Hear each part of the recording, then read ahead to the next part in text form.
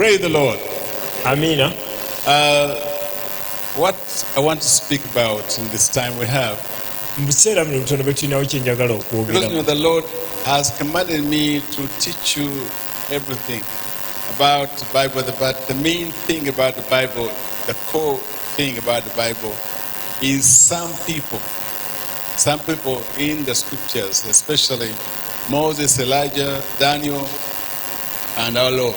Okay? Newankubadde nga Mukama yandagira mbasomese Bayibuli yonna ebigirimu, naye waliwo ebimu nga gy'emisingi gye yandagira kati ng'abantu abamu abali mu Bayibuli nga bw'olaba Musa, bw'olaba Eriya, bw'olaba abantu abo mbabasomeseko kuba misingi kw'osinziira. There's according to the Bible, Okusinziira ku Bayibuli, we're made in the image of God. ffe twatondebwa mu kifaananyi kya Katonda.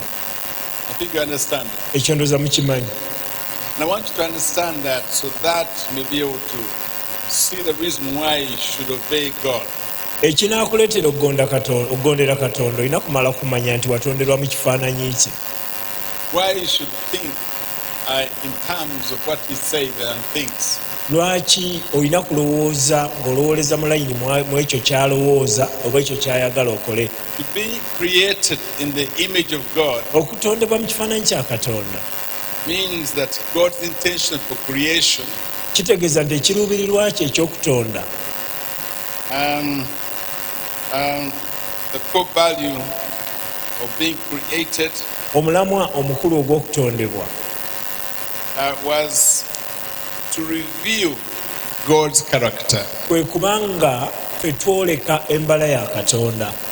Because the animals did not reveal it so much. Kubanga ensolo ne bwe ziba zeefaananyiriza ku ffe ng'enkima n'ebizike tebijjaayo mbala ya Katonda. The Lamb of God, somehow reveals the character of God. Omwana gw'endiga ogwa Katonda gujjayo embala ya Katonda. Somewhere Jesus says, be as wise as what? Ne Yesu olumu yagamba nti mbere bagezigezi nga abaana b'emisota, serpents. You should be sharp. nti mulina okuba abagezigezi. Being sharp means that when the devil wants to attack you using, for example, the law, you are sharp enough to know the purpose of the law is not for you to suffer the wrath of God.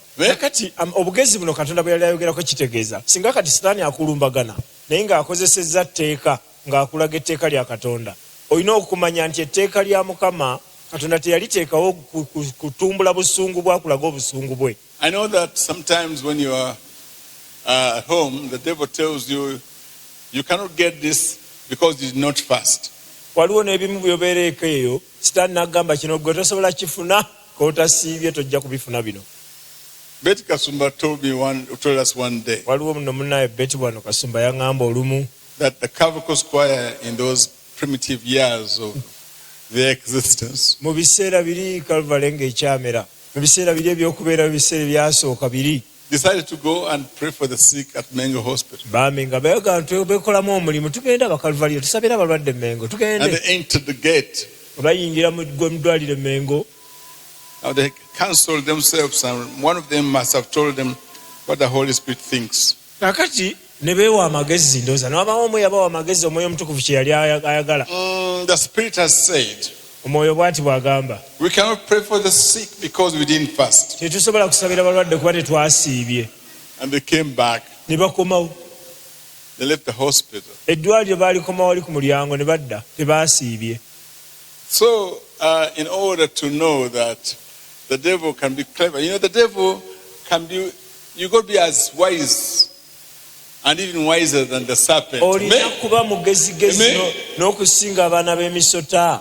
The devil was very apprehensive of the fact that they were going to be, was worried about the fact that some people were going to be healed and others get saved. Awo Sitaani yakimanya nti bano ke basituse waliwo abagenda okulokoka, waliwo abagenda okuwona endwadde. You know that most sick people in the hospital have also got certain things from witch doctors under their pillow. Omanyi nti ne mu ddwaliro abantu bakukusa ne batwalayo yirizi n'omusanga ng'agina wansi wa katto. Who has ever been sick and those things were done to them? bameka nga wali olwaddeko ogenda okuzuka boti nga wansi bakuteddeyo ekyoya kya namunye. How many? Who has ever been like that? Wali Talk to olwadde us. munnaawe akujjanjaba ogenda okugira bwoti nga wansi They did that to you? akakonkoma akakalu. Come and tell us. Those of you who don't know him, he was totally paralyzed Kati for 4 years. kimanyi ono wuuno yali yasannyalala. Absolutely nothing working on his body. Ono yali asanyaladde mwe mukaluba mitima ye yali akalubye mubiri. I met him there and I told him, you are going to be as other people and God Ne healed him. musangawo nga musanyalavu ne mugaani naawe ogenda kutambula oyogere otambule ng'abantu abalaba And obalaba. that's where he is now. Kati mulabe. But before he came here, also saw demonic things, worship of other gods were done for his healing Naye nga tannaba kujja wano in baagezaako different hospitals bukatonda obulala baamugerezagerezaako until the one who heals by his word okutuusa oyo awonya ng'ayita mu kigambo kye healed him. lwe yamuwonya. Yeah. Mukama yeebazibwe. Nze banzijjanga mu ddwaliro ekiro ne tugenda tutusamala mu ssawo nga balina bye bankolako then ku makya ne banziza mu ddwaliro. Can you imagine? Kumara emyaka emeka? How long? Ekyo kyatwala emyaka ng'ebiri Yeah. nga buli bwe mbeera mu ddwaliro nga banzijja mu ddwaliro ne bantwala mu ssawo ne bakola ebintu byabwe then ku makya ne banziza mu ddwaliro. You understand? That's what they did. Baanika mu ttaka. And the witch doctor, one wonders whether the witch doctor has anything to do with creation. Kakati ne weebuuza omufumu gye bamutwalanga Amen. alina buyinza ki ku butonde. I want you to ask, had any witch doctor got anything to do with creation? Wali olabyeyo omusawo ng'alina kyakwatagana n'obutonde oba kale nti omusawo wuno atonda biyenje kati yatandise kutonda munyeera wuno yatandise bantu wamulabako. So he begins to control a basic person's mind so that when he dies he may go to hell. N'atandika okufugiriza omuntu omulwadde atyo n'amufugiriza naye ng'ekigendererwa bw'anaafa agende mu geyeena. You see what I'm talking about?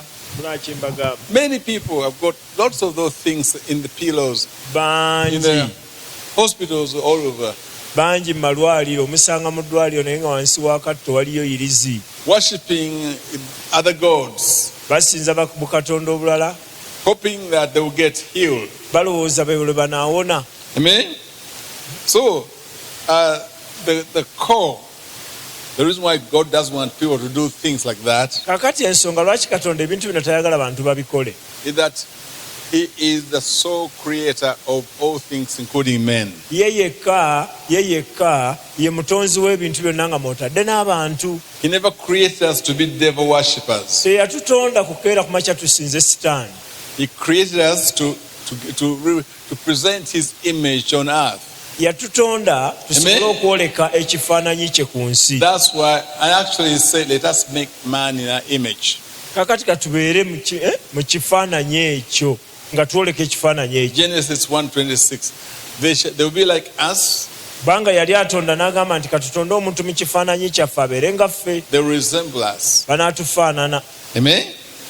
So creation was supposed to reveal God's image. Ekigendererwa ky'okutonda kyali kwoleka kifaananyi kya Katonda.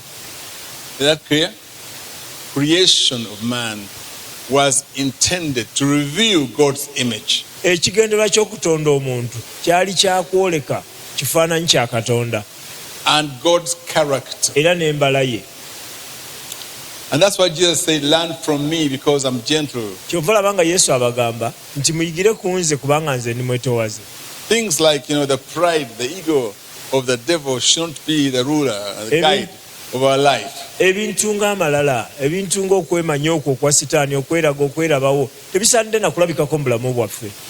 You see, so he also wanted to provide Era yayagala agabirire ateekewo for all that God has made, byonna Katonda by'akoze, and including natural systems and non-human life things. ng'oteekeko bino bye tukozesa ebiri mu bulamu bwaffe n'ebintu bye tutamanyi naye nga byatondebwa to provide for those. I mean, that those things will provide for us food, but at the same time, will organize the world that is created by God. ebintu bino ng'ekigenderwa ffe tubikozese n'ekirala okuteekawo okuluŋŋamizibwa n'okutegeka okw'ensi gye yali atonze. Some of you are worried about landlords, abamu bw'owulira landiroodi obula obutazuukuka mubeeraliikirira, but God provided a place of accommodation. Naye Accommodation when He created us. naye katonda yatuteerawo ekifo we tunaatuula nga tuneebakanga nga amaze okutonda. Amen? And systems to provide for human needs, awamu n'enkola eziba nga ze ziyamba okubanga ebyetaago by'omuntu bimalibwawo, including water, teekako amazzi, food, shelter, ere, okusula, bizimbe. Somebody told me, was thinking actually, I think that was bad thinking, that Waliwo omu yadde alowooza digging a well there nti okusima oluzzi wali luli lumulaba, in the church, that was demonic. nti okusima oluzzi mu kanisa ekyo kya sitaani nnyo okulusima mu kanisa. Abantu sitaani bamuwa ekitiibwa bannange. Some of you that come here Abamu ku mmwe abajja wano also go and treat your heads at the hospital before you actually begin to prophesy. bambi tubeegayiridde waakiri bwowulira nga omutwe gutandise okutawanya bwe guti ogendako ebutabika bakujjanjabe katono okomewo ebintu obirowooze bulungi. Because your prophecies are very strange. Eh? mazima gennyini oyinza otya okulagula nti oluzzi nalo lwa sitaani buli kamu n'akawaye. Because have you ever seen in your life a well that was built inside a house? ayagala bye yali alabyeko. mazima mwali mulabyeko oluzzi lwe basima mu nnyumba ali olulabyeko. Since I was born, I've never kati yo seen ne such a kalina thing. nja ziyita za sitaani kuba talisula mu kalina. okuva lwe nazaalibwa sirabangako ku luzzi nga luli mu nnyumba munda. That is a sign oyo sitaani of a yennyini. false prophet. oyo nabbi wa bulimba kati atadde oluzzi mu kanisa olunabbi butandise awo. You see what I'm talking about? laba obutamanya. Such people should go to hospital first abantu abamu basaana kujjanjaba. and then come and sit here for some time as we observe them mutwe bwe gumala okugira ne tutegezesa tulaba baguteredde. and then allow them to prophesy awo to n'olyoka us. okkiriza nti gumaze okutebenkana ati ragula. Amen? Have you understood? There are human needs which are very important. eriyo ebyetaago by'abaana b'abantu nga byetaagisa. Somebody told me, for example, waliwo eyaŋŋamba I cannot be a man of God in the beginning, not now, but in the beginning of my ministry. bwe nali tutandika obuweereza waliwo yaŋŋamba bw'ati. With the churches at that time were spreading, how can he be a man of God at the same time he has gotten married? Yeah. kiwa makanisa we gaali gatandiikiriza agandi asobola ate okweyita ni musajja wa katonda ate n'awassa. And he said, they asked each other, they asked me also. nange nga bambuuza nabali nga beebuuza ate sobola okuba omusajja nali ne mpasa. And he came to the church and asked, is the cardinal married? Are you greater than the cardinal? golosa gwosinga bakalidinaali golaba bawasa Are you greater than the fathers? gwosinga paapa Are you greater than the pope? gwomusinga. Why are you lying to us? You can't be a man of lwaki God. otulima nti oweereza katonda nge n'owasa. Men of God don't marry. tolina kuwasa. That was very serious at that time, and I had to argue with people and tell them it's not about physical things like marriage.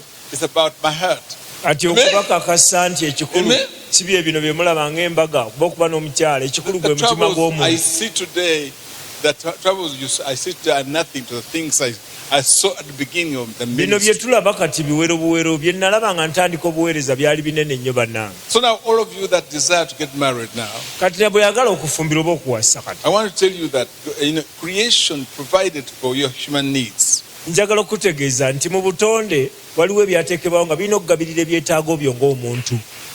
One of the things is to get married, era ebimu ku byo kwe kufumbirwa oba okuwasa. to have a partner. obire n'omuntu Even if you are 90, 70 years. ne bw'oba n'emyaka 90 nsanvu years. kati. I remember meeting a woman in England. She was 96 years. nze nagwe nasanga ebungereza nga myaka 96. I said, what do you want? ne mubuuza kyayagala. I want to get married. Nangamba bufumbo. That need is there. Amen. Sebo ng'akyetaaga okufumbirwa ku 96. She was created with a need of being with a partner. Ekyetaago kyamutondebwamu naye abeere ng'enjiibwa abeereko munne. And I prayed for her. Ne musabira. I don't know what happened after. She didn't tell me. Simanyi oluvannyuma oba teyambulira byaddirira. Era ateekwa okuba yafuna omuntu yeesala tekomaawe. Oyo. In this country, I think Binais, I don't know how old he was. Ne mu ggwanga muno Binayisa simanyi balina emyaka emeka. And he got married to a Chinese. Ne yeewasiza Omuchina. Wedda. Can you imagine? He got married, a former president, very old man. Musajja yeekaddiidde, musajja emyaka gimugenzeeko ne yeefunireyo Omuchina. Marriage is a human need. Kubanga ekyetaago ekyokuwasa kya buntu. And it doesn't matter what age you marry. Si nsonga oba oyenje busegwe weefumbirirwe What you tofaala. need is a good character. Gwe kye weetaaga y'embala ennungi. God gave you a character. Katonda yakuwa embala. Find somebody who has got a character that's similar to that of God. Funayo eppeesa erikwatagana n'eriryo erina embala ey'obwakatonda. Don't begin to count how old or older he or she is. Naye leka kudda mu kusaasira baana b'abaani bayo mwana w'abaani amufumbirwa nga Don't mukadde. talk about anything Ebyo else. tubyogerako ebyo. What you're looking for is character. Onoonya munno alina mbala ya bwakatonda. Amen. Budda mu kubala myaka. Character is what marries. Embala yeewasa ye nkulu. We are a bride of Christ, aren't we? Oli mugole wa Kristo. Ffe tuli bagole ba Kristo si weewaawo. Amen. There's a girl, a lady who was singing the other day here. Waliwo wano omuwala eyali ayimba. Trick is here today. She's going to do a concert, a very good one. And it's going to call it the Bride of Christ. Alina konsati gy'agenda okukola eyali ayimba wano naye konsati yagenda giyita omugole wa Kristo. And she's going to introduce my song. She's going to sing my song for me. Nange agenda kunyimbira oluyimba. Recorded Nkwagala. Nga luyimba olwo atadde ku mayinja lwa Nkwagala. Amen. Amen. The idea of that song is to show that Christ wants a friend. Kakati ekigendererwa ky'oluyimba olwo kwe kulaga ensi nti ne Yesu ayaayana okwefunirayo omukwano. And he had friends also, very good friends. Alina emikwano. So Jesus Christ wants a friend. Ne Yesu ayaayaana anoonya omukwano. So you too must get friends. Naawe funa ku mukwano. They will heal you psychologically. Mikwano gijja kutaasa endowooza yo. Owule ng'owona munda. See, those dogs of mine one dog gave birth to 4 nice puppies. Embwa yange yazaala obubwa buna ebina ebirungi. She was a very proud girl. Naye kaali keematira ssebo. I call her to talk to her, she just ignores. Nga nkayita ne kamba ddala.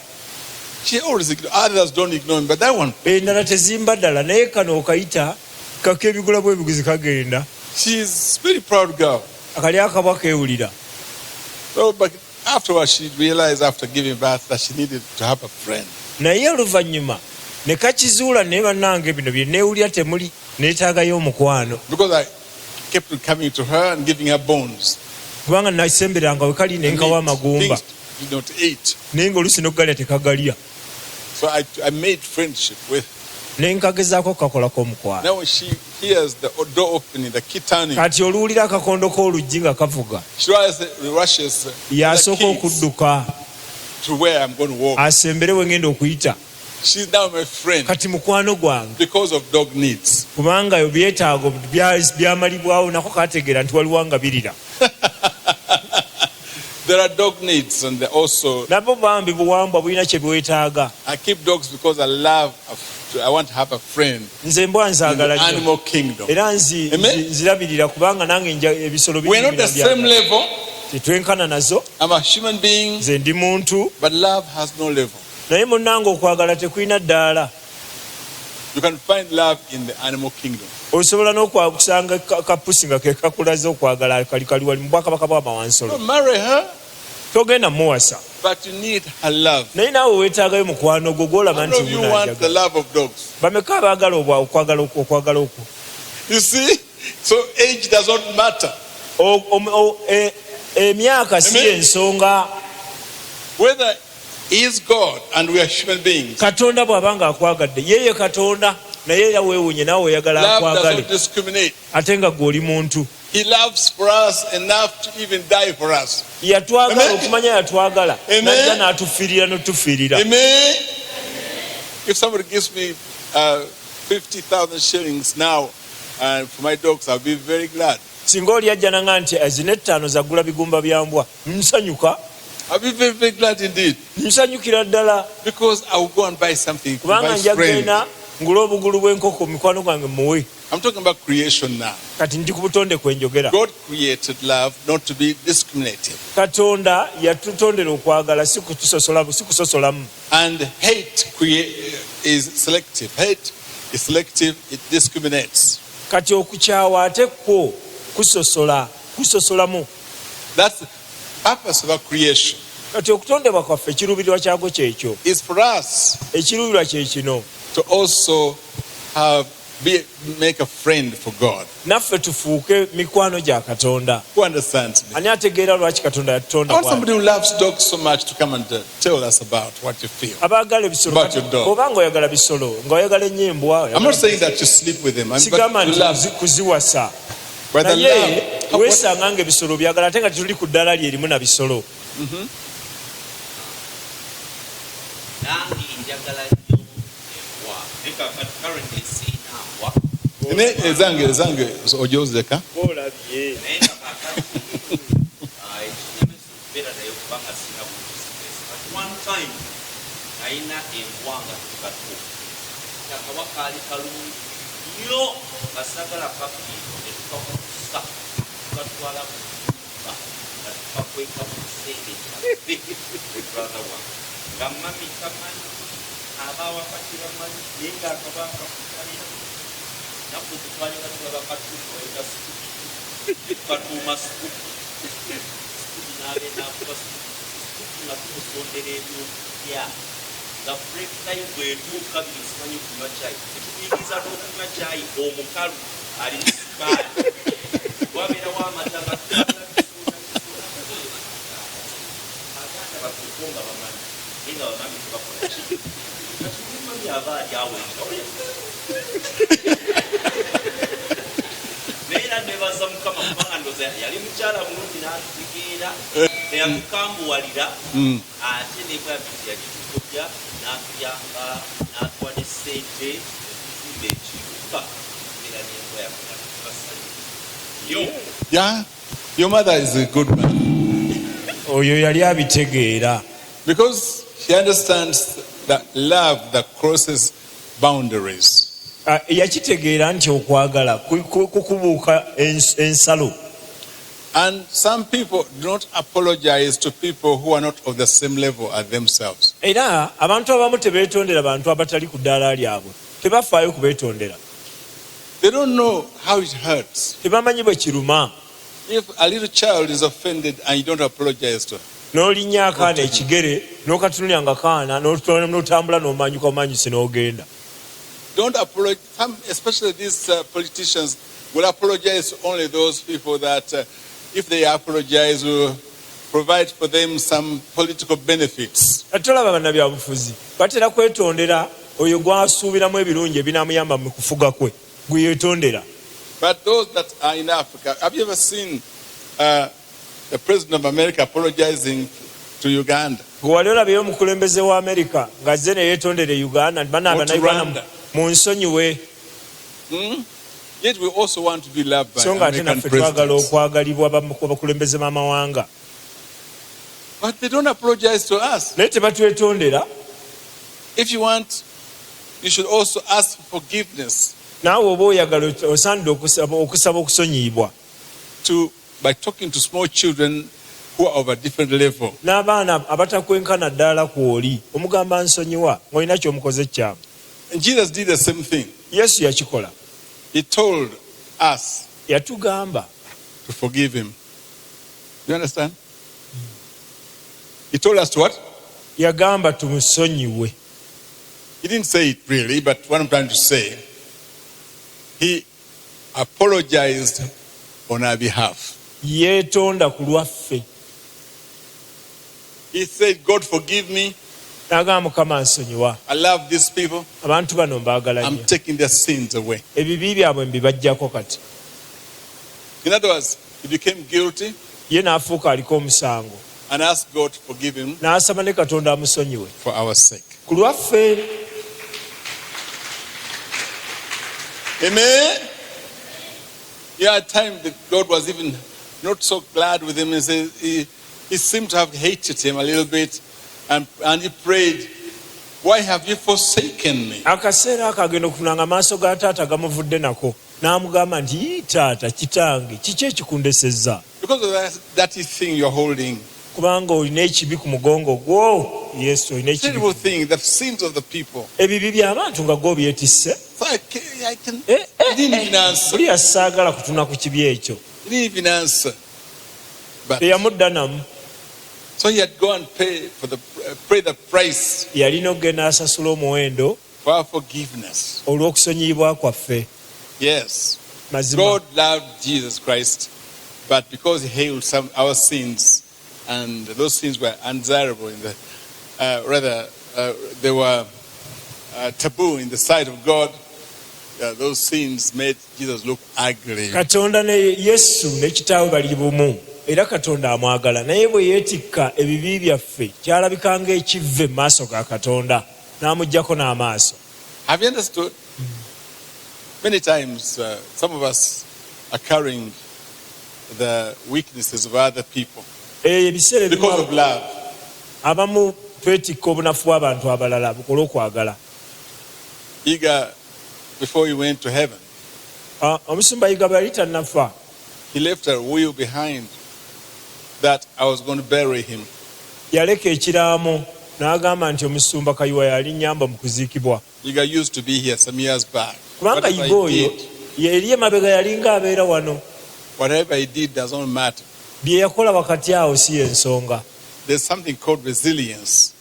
You can be stretched to the limits Osobola okunaanuulwa n'oggwayo by the devil, nga sitaani yakunaanudde. but when you resile, Naye bw'olemerako resile means to rebound. You go back to the original position. oddamu nga labba bandi n'okomawo betu n'oddayo mu kifo kyo.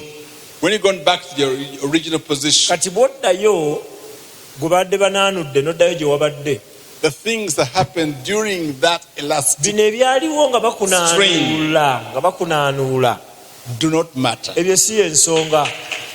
Amen. Amen. It doesn't matter how long the devil Oba sitaani akunaanudde kwenkana wa, and how long and how far, akukomezaawa, akunaanuulidde ebbanga ki, as long as you can resile, kasi toddamu amakulu n'okomawo mu kifo kyo, you go back n'oddayo to your original position. ku mbeera yerimu wali kalaba bandi k'obadde osise ne kakomawo bwe pa gye kaabadde. In the sight of God, Mu maaso ga Katonda he looks at you as being in the original position. akutunuulira ng'ozze we wali, kati n'alaba oyo nga yeggwe. That is repentance. I think this is complicated. Please come on. Kino kyetaagisa nga bwe mumanyi ffenna enaku example ebyo biseera bye tubaddemu ebya covid-19. Oyinza okuba nga covid-19 bwe yali tannaba kujja, owalina bizinesi y'ennyaanya ng'ekola nnyo otunda ennyaanya, ne covid-19 bwe yajja ebintu ne bikola bitya, ebyonooneka. Naye oluvannyuma lwa covid-19 n'oddamu kujja bizinesi n'eddamu n'ebeera ki y'amaanyi. Kitegeeza obadde resilient, osobodde okuyita mu kiseera ekizibu era n'oddayo Even damaged a little bit. n'okusingawokko. And the scars and the damages that you've gone through. Kati mu kiseera ekyo oyinza okuba wafunanye ku mabanja, wabeerawo n'abakubanja n'ennyumba ne bakubanja. Ffenna mu biseera ebyo twali tetukolaawo, biseera bya covid-19 ebya lockdown, waliwo ebintu bye twayitamu. But every resilient person came back to their feet n'agamba oba kiki yakuddamu nkole, kye bayita resilience. Kati professor Kirese mu by'omwoyo, ffenna tulina gye tuwabira. Mukama yatukonda, Yesu n'atufirira ku musaalaba, naye tumanyi okuwaba ne tuva Mukama w'atusuubira okubeera. naye kasitodde engulu omwoyo wa mukama nakkomako n'ogamba nti nkomyewo, n'obeera ng'oli omwana eyazaawa n'ogamba kanzireyo ewa taata wange. Bino ebyali wano byonna byonna kasita weetonda mukama aba takyabifaako, akusonyiwa ebibi byo n'abisuula mu nnyanja ey'okwerabira. Have you understood? Thank you very much. So, you know, when during the time of being stretched, Kati mu kaseera kano bwe bakunaanuulira wano you can be damaged. mazima osobola okufuna ebiwundu. You can be troubled, really. You can be, if you think, if you say, all the same, I will resile back. Ne bakusika n'olabanga n'ebinywa binaanuuse n'osikibwa naye n'ogaa nti nnyabula nnyini Like the prodigal son. yakuddayo. The prodigal son was socially damaged by going away from his father. Mu bulamu buno obwa bulijjo ono Amen. omwana yali yazaawa Amen. okwawulwa ku kitaawe yali ayonooneddwa nnyo mu bulamu But when bwe, he resiled back, when he went back to the original, naye yasuluka ekiseera n'asalawo n'aga nti kanzireyo eri kitange, the blessings came back to him again. era omukisa ne guddamu ne gumuddira ng'alinga ataabula na kubula, Amen. alinga ataazaawa. That he went still remembering that his father was so and so. Yagenda naye nga teerabidde mannya ga kitaawe na address ye. So when he came to he stretched to the limit, Bwe yamala okuzikozesa ne ziggwawo n'awulira nga anaanuusa ekimala, he decided to rebound n'agamba nedda, to the original position. kanzire ewaffe nnina gye nzaalwa, kanzire ewa kitange. N'adda gye yali. When his brother was amazed to see that he was received on an equal level as he who had not gone away was. Era muganda we kyamwewuunyisa, ye yali asuubira oli bw'anadda bajja mufuula nga mupakasi, tebaamuwa ekifo. So his brother wanted him to be punished Era muganda we yali ayagala and rejected. ono bw'akomawo bamupe embooko kubanga ebyo yabitwala, bamugaane. But when you are restored Naye bw'ozibwawo to where the original position, n'ozibwa mu kifo kye bwe wali, the Father loves you taata addamu n'akwagala, and congratulates you akukulisa n'okukulisa. for what you have gone through. Mwana wange, kulika eddungu, kulika But amaggwa, all the kulika embooko, same, you came back. kasita okomyewo. Hallelujah! That's why for me, you see me with everybody. I know Muva mulaba that nze nga nobody mundaba can stretch out so badly that they can't n'abantu come back. ab'enjawulo ne bannaanuula If somebody has understood it, please come and explain. bwaba wakitegedde jangu onnyonnyole.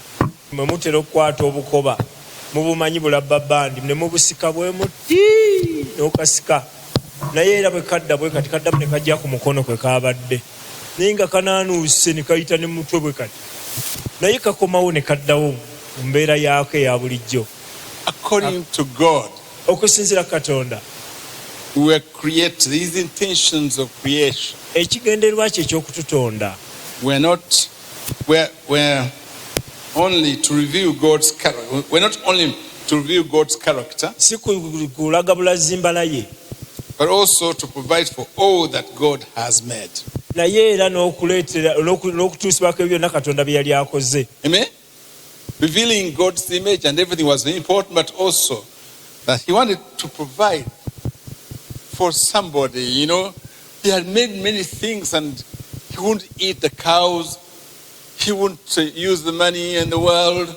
Si kutondebwa butondebwa Gold, silver, and gold. mu kifaananyi kye, naye jjukira yali akoze, atonze ente, atonze ffeeza, atonze zaabu, atonze emiyembe n'amapeera ne wujju, naye nga tagenda birya. Kati nga muli alina okuyaayaana okubaako omuntu gw'aliisa by'akoze. He had created a lot of earth. Ensi nga nzizibu, He lives in heaven. He does not have to live in tali this. abeera mu ggulu, ye tajja kujja atuule kuno ku nsi abeere okwo. But the purpose was to provide for somebody. Naye ng'awulira alina gw'ayagala okubaako gw'alabirira, gw'agabirira, Gwagabira ku bintu. gw'anaalya ku bintu. Like a father who has a lot of things. Ng'oba onosanga omuzadde taata ng'alina ebintu bingi, He desires to find somebody to give them to. anoonyayo gw'anaabiwaako ate era. For example, I'm giving 50,000 shillings. Kati nga bwe nkwata 5 gino ne njiwa Nansi n'agigaana. abadde tazirabye bulabe ate naye naziwa matofu tajja zikuwa ate matofu nazigaana.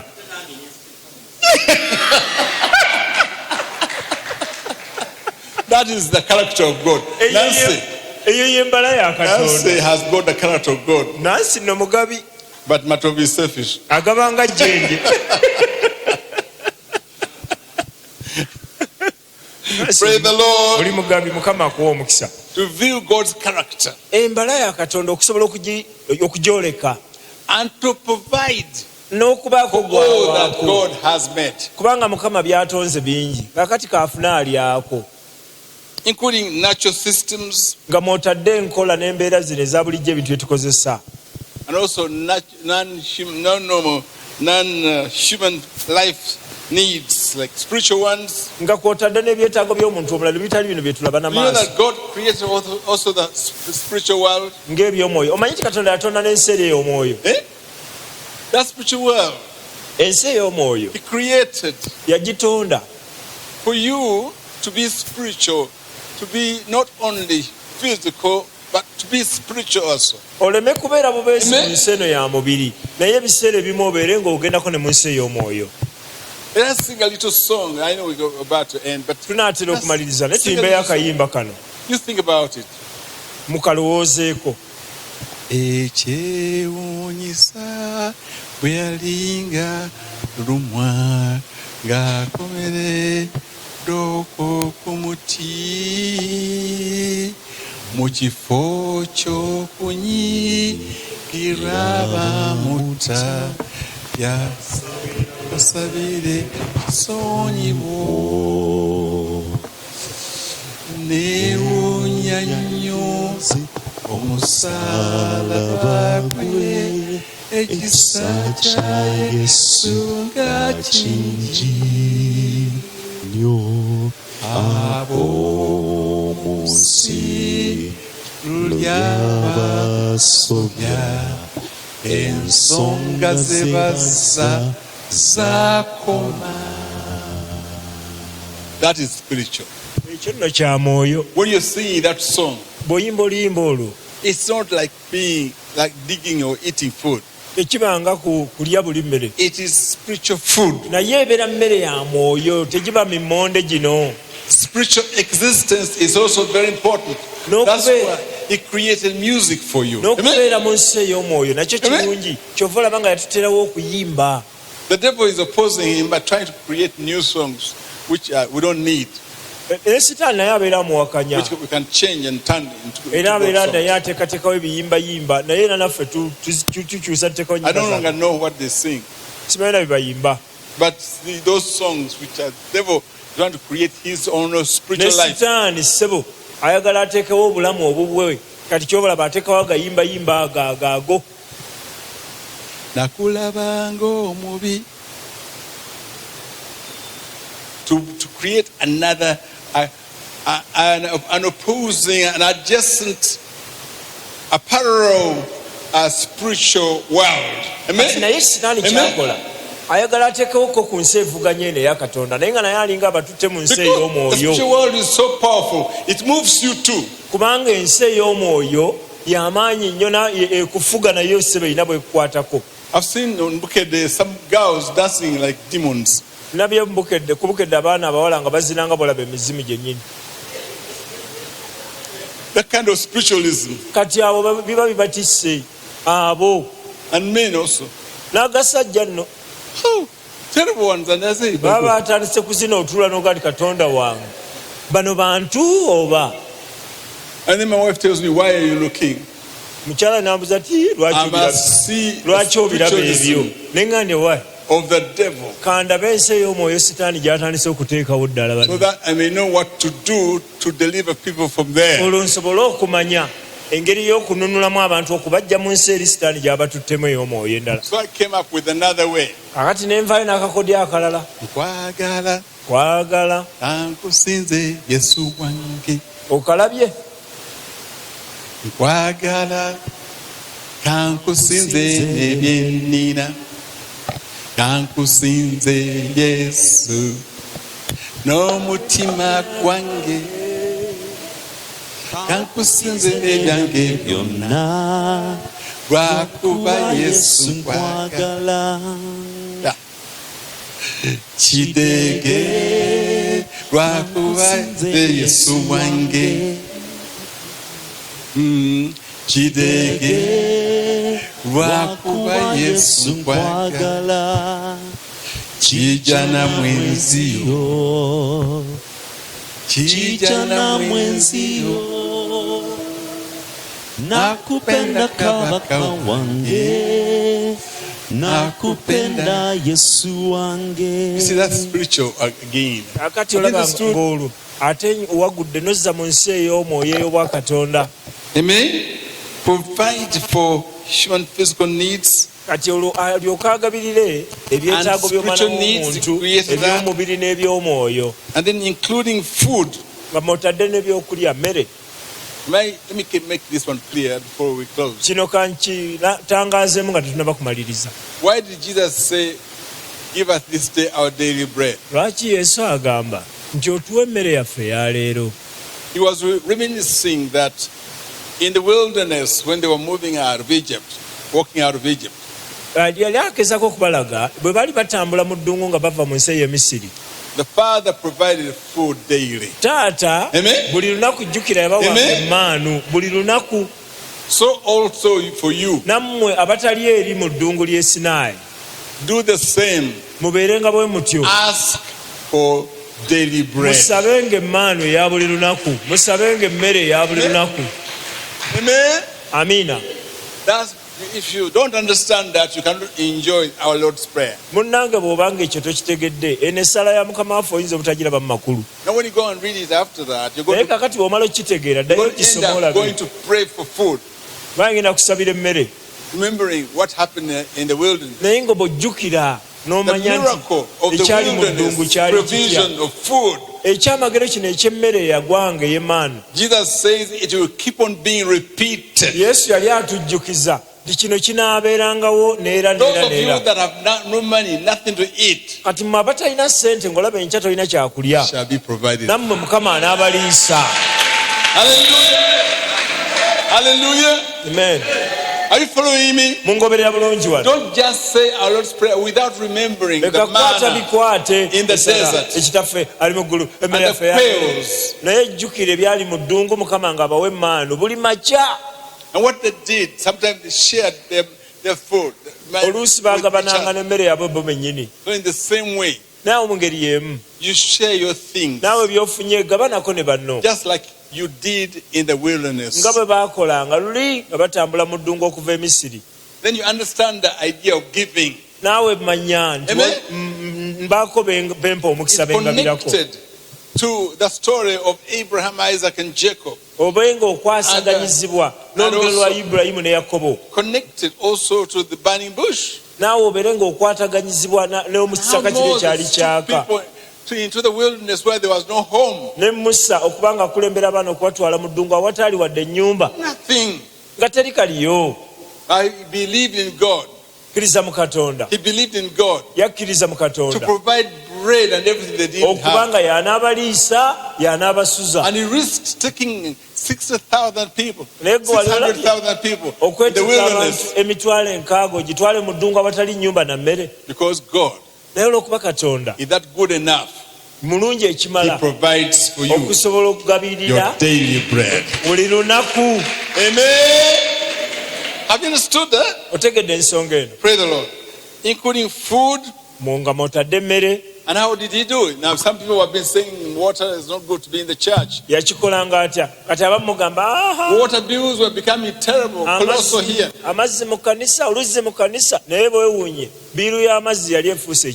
Now God has provided for us. Look at how clean everything is now. God provides water. Don't say that's demonic. Those are provisions of God, and we thank God for them. He has blessed the Eastern language service people. And Eastern language people, you may be having difficulties. Don't think about them. You continue to work until you finish. Amen? Amina. Amen? Oba n'ebyetaago nabo bagenda kweyongera Now, okutuusa that nga ebyetaago bimaze resistance you may okuvaawo. get is likely from the devil. So you continue to be resilient until you win. Amen? Oyinza okuba nga ofuna okwakalizibwa mu bintu ebyenjawulo okuva eri sitaani naye kyokola olemerako okutuusa ku nkomerero odda mu mbeera mwe wali. He wants you to have shelter Ayagala obeereko woosula, and clothing and energy. ayagala obeereko ky'oyambala. Clothing, yes, because he dressed up. He gave clothing to Adam and Eve, although they were sinners. Yawa abantu engoye newakubadde nga baali boonoonyi n'abawa ekyokwambala, Those hides. n'abawa amaliba newakubadde nga Adamu ne Eva baali bamaze okwonoona n'abawa The amaliba. human and non-human needs. He will meet your non-human needs and your human needs. Ajja kusisinkana ebyetaago byo eby'obuntu nga ggwe n'ebyo ebitali bya mubiri by'otalaba by'omwoyo nabyo ajja kubisisinkana. Amen? Praise the Lord. We're going to be talking soon. We're going to be talking about the Ten Commandments. Gye bujjako tugenda kuba tutuuka ku mateeka 10 tugenda googerako. But maybe I just introduce them a little bit. Nsobola okyanjulako kati. That the Ten Commandments were basic rules that Jews believe in. They believed in them. Amateeka gano That 10 all people should live by those Ten Commandments. At that time, Abayisirayiri baagakkiriza era ng'abantu bonna basaanidde kutambula nga baluŋŋamizibwa amateeka gano. they relate to human relationship Gakwata ku with God. nkolagana ey'omuntu ne Katonda.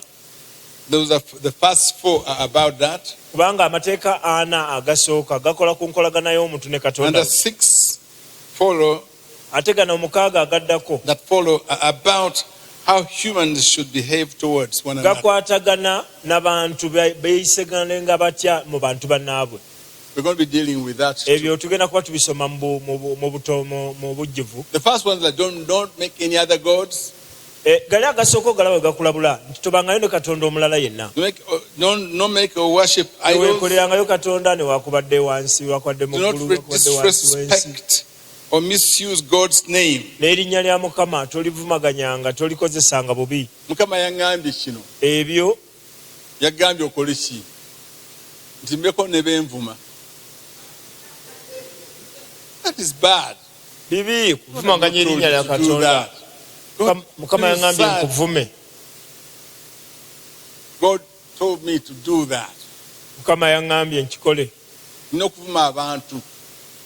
As my Olwekyo job. kamba vume Mukama ye yangambye. Ovumaganyiza erinnya lya Mukama ate nga tannagamba. Have you understood those things? And then remember the Sabbath to keep it holy. N'ateeka ku kya Sabbiiti nti kujjukiranga Sabbiiti. After what Jesus changed that. Kati Yesu n'ajja Then the other n'agamba ones are nze Sabbiiti. honor your father and mother. Eddala nga ligamba kitaawo ne nnyoko bassangamu ekitiibwa. God is not happy when you mistreat your Bw'oba parents. ng'oyisizza bazadde bo bubi Mukama tekimusanyusa. Spiritual and Kababe nga physical ones. bazadde bo wano ab'omwoyo ne babazadde bano abakuzaala ab'omubiri. Bw'obayisa obi Mukama tekimusanyusa. Not commit murder. Tottanga. It is very bad for the person you murder. Kubanga omuntu bw'otta kibi nnyo And his iwe family. omusaayi gw'omulala. Do not commit adultery. Toyendanga. That's self-explanatory. Not steal. Tobbanga. Not tell lies. Tolimbanga. See, stealing makes a person feel very uncomfortable. Abantu bwe Don't be babba envious of others. okwatibwanga bujja abalala abantu balala. Some people don't understand that. It's very Abantu important. abamu tebakitegeera ekyo. When somebody has achieved something, go and thank God for him. Buli muntu yenna Mukama bw'amuwa ekintu musanyukirengako. Don't be angry with them Leka because kunyiiga Mukama laba b'owadde abo kale they're more tabisaana na handsome than bisaana. you. Tokwatibwa abantu bujja. You know, me, I should be jealous of Cheryl because she's taller than me. Nandibadde Can you stand up? ndaba omwana ow'obuwala ono nankwasa obujja kubanga nsinga obuwanvu. Look at it. Ye American height. Mukwano gwange bambiyimirira bakulaba abamu tebamanyi nti oli wa muwendo oti. You should be jealous of her. Oyo yandinkwasizza obujja. Can you imagine? Bambi jangu. If I were her, Jangu bambi. I would employ her to come and fix bulbs. Abantu abamu tebalabanga Bulbs at the katuledi roof. nandibadde nga nkwatibwa obujja nange nenaanuula waakiri ntuuke ku siiringi naye tankwasa bujja Look at her now. naye mulabe bannange Why? akutamyemu naye era ansingako. But I want, if you want to be tall, get taller. Naye bw'oba naawe oyagala okuwanvuwa naawe buwanvuwa. People should be better than you. Be happy. Abantu bakusinza ebintu Amen. basanyukirengako. That's what Jesus said. Ekyo Yesu kye yagamba. You will do the things I do, but even Munaakola greater byenkola naye things. munaakola n'ebisingawo. Olabye olwana oluwalo luwanvu bulungi. But you do greater things. Naye kati abamu mugamba mama luwanvu nnyo How can Jesus say do greater kale things? naluga oti gwe beerawo wansi mumpi ng'obulamu bw'ensi eno. Beerawo. Because greater things Kubanga ebintu ebisingako are not about you, they are about God. Amen? si bibyo ggwe nga ggwe naye bya Katonda. That's why he wants you to do even greater things. Sanyukira ku babirina abalina ebisinga ebibyo. Have you understood? Okitegedde ekyo? Then that competition, that envy will get away from Kati you. ebintu ebyokukuubagana kukwatibwa bujja ebyo tebisanyusa Katonda. There's some people here who don't know how to sing. Eriyo n'abatamanyi kuyimba wano. Don't be angry with me. Tonkiikira nsingo nga nyimbye. When those songs I'm writing are not from myself. Kaakati nange ezo ennyimba z'owulira nnyimba ze mpandiika si nze nze teziva gye ndi nzekka. They are from God. Eriyo Katonda They are azimba. for your God. Ziba za Katonda The other waffe. day I was listening to Kamoga. Kamoga doesn't know how to sing. Luli Kamoga yali agezaako I was privately listening to him. Kamoga bw'ayimba Katonda yamutegeera naye bw'aba ayimbidde ggwe mugamba lekeraawo.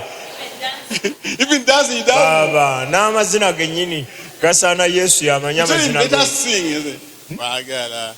Era bw'atyo Yesu wange.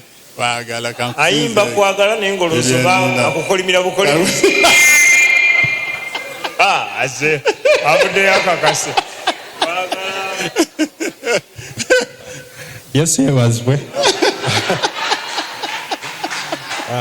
Profesa nayiga okuyimba kati. Ena kuno yimba mukale kwagala. Kwagala kankusinze Yesu wange. Nero cha send your flatties. Nero is okay. Owulya akalayini akasoose Mukubira tukavuddeko. ko mungalo afubye. Afubye. Praise the Lord. Amiina.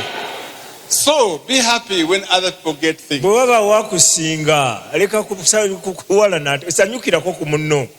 Praise the Lord. Amiina. Don't be envious of other people. Tokwatibwa bujja bantu balala. Because what they have is of importance to you as well. One day Kubanga it will kyalina benefit you. naawe kiyinza okukuyamba olunaku olumu. Amen. So we don't have time now, but you know, those laws of Moses, because Moses is the writer of Genesis, but there are things that people ignore about those things you find in Genesis. Waliwo ebintu ebyo ebiri mu kitabo ky'olubereberye. Musa era ye yabiwandiika naye abantu abamu When you don't know them, tebabifaako you cannot pray tebabitegeera. like Jesus. When you don't know them, you cannot pray like Moses. Era bw'obanga tobitaddeeko sira tosobola kusabanga Musa, tosobola kusabanga ne Yesu Like Elijah, yabyesigambangako you nnyo. can't. You got to know the background of our faith. Olina okumanya okukkiriza kwaffe kwatandikira wa, So that we have the same heart as that of God. naffe tulyoke tubeere n'omutima nga gulinga ogwa Katonda. God bless you very much. Mukama abawenye omukisa. Amen. banyawo ne basooka mbase tuyimirire. Amen. Omusumba atuyigiriza Katonda atwagala era ayagala okugabirira ebyetaago byaffe byonna. Katonda oyo tumukubireko mu ngalo nga tumwebaza. Era buli omu ŋŋenda kusaba ng'oyimusizza emikono egyo mu bbanga twalayo eddakiika nnamba osabe Katonda bye weetaaga. Yogera owooluganda, yogera abaana abato musabe, abakyala basabe, abaami basabe, ffenna tugambe Katonda bye twetaaga. Kubanga olwaleero tuyize nti Katonda ayagala kutuwa ebintu bye, ayagala kutugabirira, ayagala atusanyuse, ayagala atuwa okuyayana kw'emitima gyaffe. Kyeyava atuwa Yesu. Kyova olaba n'abaana ba Isirayiri mu ddungu Katonda yabawa emmaanu, naffe asobola otuwa emmere emmere yaffe eya buli lunaku. Kabaka w'abakabaka Yesu, tukwebaza olw'ekigambo kye tuwulidde olwaleero. Tutegedde nti ggwe Katonda waffe oyagala okutugabirira. Kyetuva tukusaba ayi Mukama, otuwe emmere gye twetaaga, otuwe engoye ze twetaaga, otuwe amafuta ge twetaaga, otuwe amamotoka ge twetaaga, amayumba, amataka, bizinesi ez'amaanyi, kapito gwe twetaaga. Byonna ffe Mukama tubibuulira ggwe. Abamu tetumanyi na kyakukola, naye tukusaba otuluŋŋamye, otukulembere, otulage ekkubo ettuufu ly'oyagala tukwate. Waliwo abaagala okutandika bizinesi, Mukama obawe ebirowoozo ebituufu, tukolere ddala egyo emirimu gy'oyagala tukole. Kabaka w'abakabaka, gwagabirira ebinyonyi, gwalabirira omuddo oguli ku ttale, naffe tukimanyi nti osobola okutuwa bye twetaaga. Kyetuva tukusaba ayi Mukama nti otuwe emmere yaffe eya leero, otuwe emmere yaffe eya leero, otugabirire Mukama, otusanyuse Mukama, okyuse obulamu bwaffe, twongere okusinza n'okugulumiza nti gwe Katonda atugabirira. Tukusaba obulamu, tukusaba emirembe, tukusaba okuwangaala, tukusaba okuwonyezebwa. Byonna obituwe, si ffe ffekka Mukama, naye n'abaana baffe, ne bakyala baffe, n'abaami baffe, ne mikwano gyaffe, n'eggwanga lyaffe. Tulisabira okuwonyezebwa, okusumululwa n'okugenda mu maaso, n'ekkanisa yaffe n'abasumba baffe. Mukama tukusaba otugabirire, otugabirire mu linnya lya Yesu Kristo, omwana wa Katonda omulamu, ffenna ne tugamba nti Amina. Mukubire mu ngalo Mukama ng'omwebaza.